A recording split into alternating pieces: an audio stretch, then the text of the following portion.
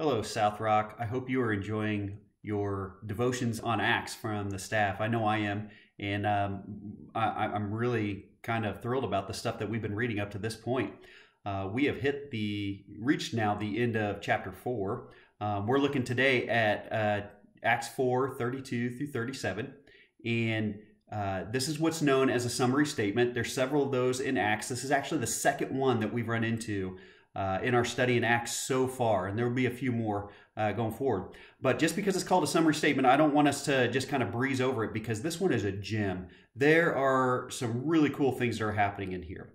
And so as part of the summary of what's going on so far in Acts, this text tells us that the church has really started to gel and come together, and it's kind of cool to see how that works out. We are told in this text that everyone, talking about the church, everyone had everything in common. It's a crazy statement. That they were of one heart and one soul, and there was not a needy person amongst any of them. That's pretty cool if you think about that. And then we're also told that the apostles were busy about the testimony of the resurrection of Jesus Christ. And so all of that was all working together. And so here's kind of my takeaway with this. First of all, is there any force that is more incredible than when the church is operating in this type of fashion? Think about that for a minute. I mean, when the church is in a spot where no one has any need, that you are of one heart and one soul, and that everyone had everything in common. Like, even just you fathom that idea, that everyone had everything in common. It's hard for us to wrap our minds around, because we're taught that we're all different and we're supposed to celebrate how different we are, and that individual this and individual that. But the church is one body, one heart, one soul. And all of that is surrounding this one verse talking about the apostles preaching and testifying to the resurrection of Jesus Christ.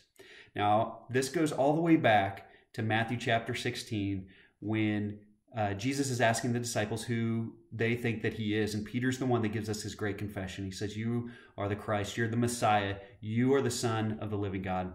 And Jesus responds to him. He says, "Peter, upon this rock I will build my church, and not even the gates of hell will be able to stand against it."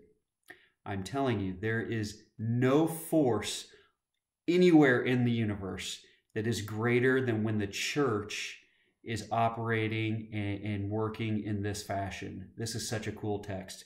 And so here's what I want you to think about. Here's a couple questions that you can discuss with some friends and family, or you can just kind of work out for yourself as you're thinking about this week. First of all, what is a practical step? Which is one practical step that I can take to encourage or to be a part of a church, or the church working this way?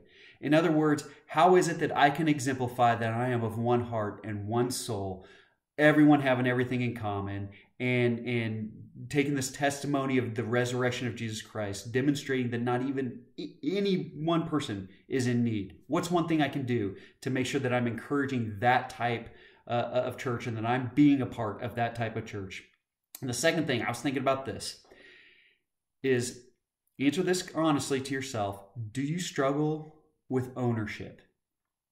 In other words, is one reason why you're potentially not being active in that type of way is because you think that this is yours and it doesn't belong to God?